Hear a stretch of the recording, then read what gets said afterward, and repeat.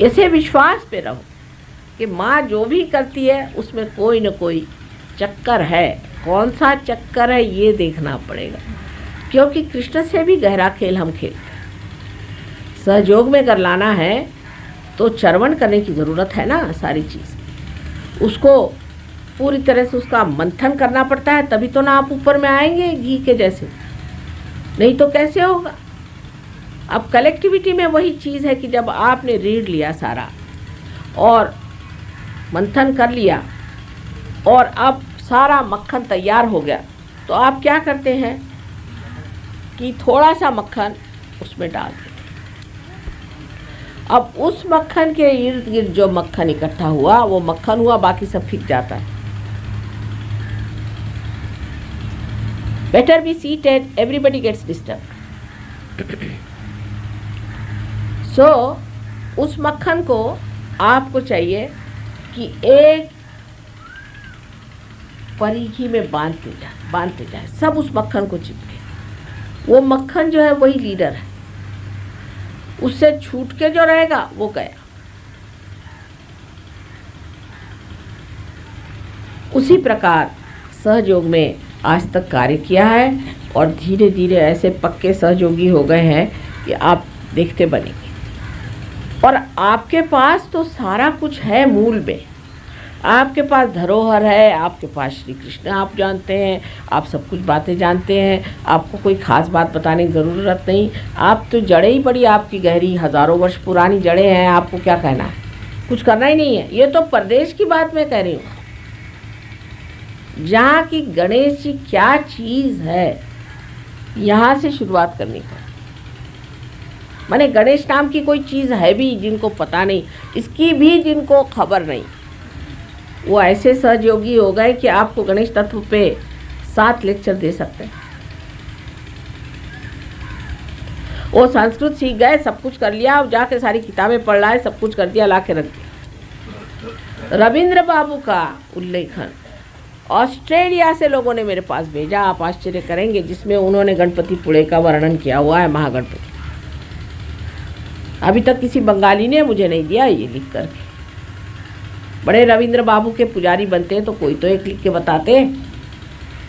वहाँ से लिख के आया है जो रविंद्र बाबू ने लिखा है कि मदर अवेक हो गई है, सारे शोर्स पे लोग आएंगे, इधर से लोग सारे, वो तो बड़े भारी दृष्टा थे तो उन्होंने ये देखा, ये सारा वर्णन इन लोगों ने लिख के मुझे भेजा। सो कलेक्टिविटी में क्या है कि वो दौड़ गए, सारे अंतर्राष्ट्रीय जो कुछ भी विचार इस पर है, अंग्रेज़ हो, चाइनीज़ हो, वो फिर रशियन हो, कोई भी आदमी जिसने सहयोग पे विचार डाला सारे उतार के ले आए। सहयोग के सपोर्ट में क्या क्या कर सकते हैं, सहयोग को किस तरह से इकट्ठा कर सकते हैं, क्योंकि उनमें भाई बंधकी नहीं है। अब वो उबे गए, उससे हो गया, उनके तो बहुत ज़्यादा सड़ गए उससे, उनके यहाँ पॉलिटिक्स बिल्कुल सड़ा गला हो गया का छोड़िए, अब वो सब खत्म करें। उनमें भाई बंधकी नहीं, भाईचारा बड़ा ज़बरदस्त है और बड़ा मुझे आनंद आता है जब देखती हूँ एक दूसरे को थप्पड़ मार मार के बड़े ज़ोर ज़ोर से प्यार से बातें करते हैं, ऐसा आनंद आता है मुझे। भाईचारा जो है बहुत ज़रूरी है, वही कलेक्टिविटी है।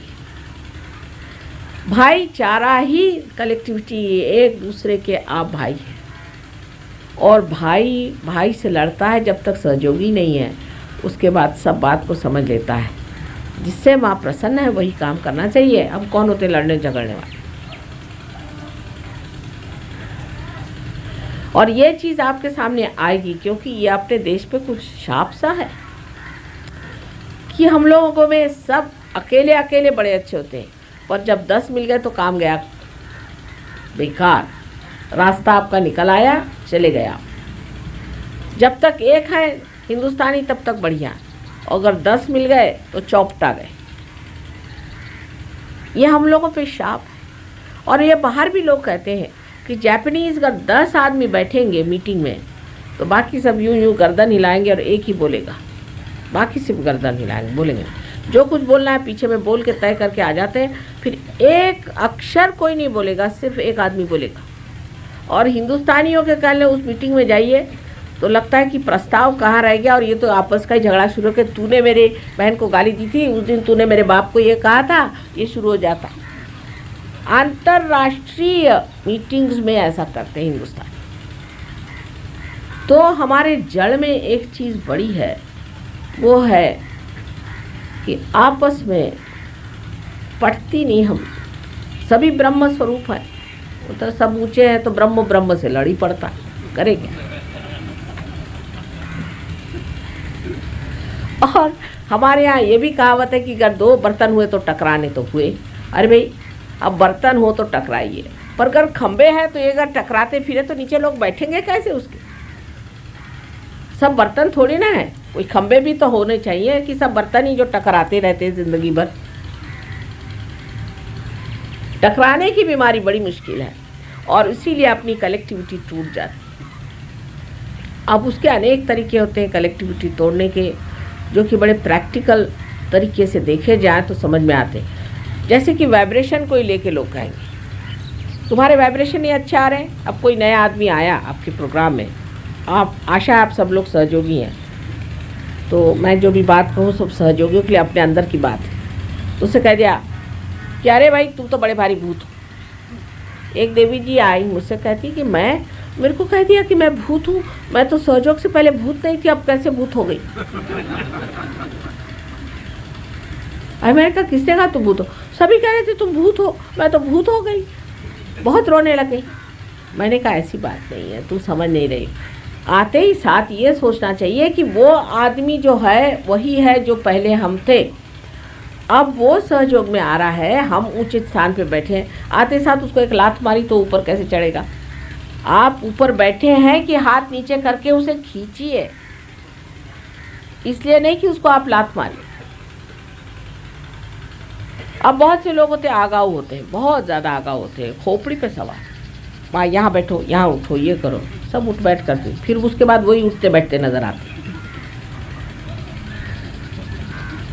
अब बहुत से लोगों की ये भी होता है कि माँ ने कहा, माँ ने ऐसा कहा। किसी ने ये बात नहीं कहनी है कि माँ ने कहा। अरे आपको क्या कहना है कहो ना। जैसे संजय उवाच, हमारे गीता में संजय ने कहा, कृष्ण ने कहा, आपको कुछ कहना है कि नहीं, आप अपनी बात कहो। माँ ने कहने से मतलब क्या, जो माँ को कहना है वो तो है ही विदित, लिखा हुआ है। आप क्यों माँ की बात लेकर कह रहे हैं। उल्टी सुल्टी बात भी कह देते हैं फिर कि माँ ने कहा था कि ऐसा करो। अब लोग कहते हैं माँ ने कहा होगा, क्या आपने माँ ऐसा कहा था। मैंने कहा ऐसा तो मैं कह नहीं सकती, ये तो कुछ गलत बात है। धीरे धीरे आप मेरे साथ रहते हुए आपको मेरी स्टाइल समझ में आ जाएगी, फिर आप समझ जाएंगे कि माँ ऐसा नहीं, ये बस का नहीं। माँ को तो उल्टा सीधा घुमा करके वो इस चीज़ से निकल आएंगे, वो नहीं इसमें फंसने वाले। लेकिन लोग बाग इसको करते हैं। माँ ने कहा था, बहुत से लोग हैं जैसे कि अरे वो राजीव, हाँ कौन, वो जो प्राइम मिनिस्टर है, अच्छा वो आए थे मेरे घर कल। अच्छा लेकिन कल तो वो लंदन में थे। ना ना ना ना ना कल नहीं, हाँ 1 महीने पहले वो आए थे मेरे घर। अच्छा फिर उनका क्या, उनका कि मैं तुमको अब मिनिस्टर बनाने वाला हूँ जल्दी से। अच्छा काहे कि मिनिस्टर बनेंगे आप। वो तो मैंने सोचा है मैं अर्थ मंत्री बन जाऊँ। मैंने कहा बड़ी अच्छी बात है, आप अगर अर्थ मंत्री बन रहे हैं तो हमारा तो फ़ायदा ही हो जाएगा। अब तो हम इनकम टैक्स जितना भी रखे तो आप कुछ नहीं करेंगे हमको, हमारा इनकम तो है ही नहीं। पर तो भी नहीं साहब, इसमें इनकम टैक्स का तो कोई काम ही नहीं पड़ता अर्थ मंत्री में। मैंने कहा अच्छा फिर काहे का पड़ता है, वो तो खेती बाड़ी देखी जाती। मैंने कहा आप तो मिनिस्टर हो गए। ये अपने देश के लोगों की एक आदत है, और हम लोग को भी आदत हो गई सुनने की, हाँ हाँ हाँ ठीक है आप होने वाले अर्थ मंत्री। इस तरह की बातें लोग करते ही रहते हैं। उसी प्रकार माता जी के लिए भी करते हैं।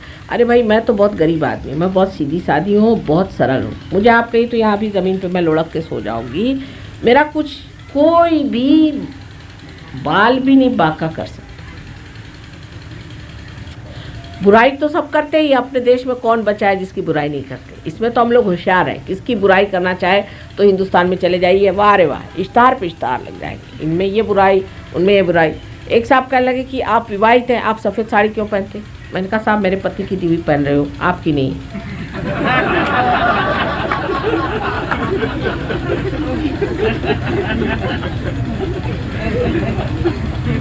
हर चीज़ का क्रिटिसिज्म होएगा कि ये ऐसी क्यों है, तो वैसे आपसे क्या मतलब।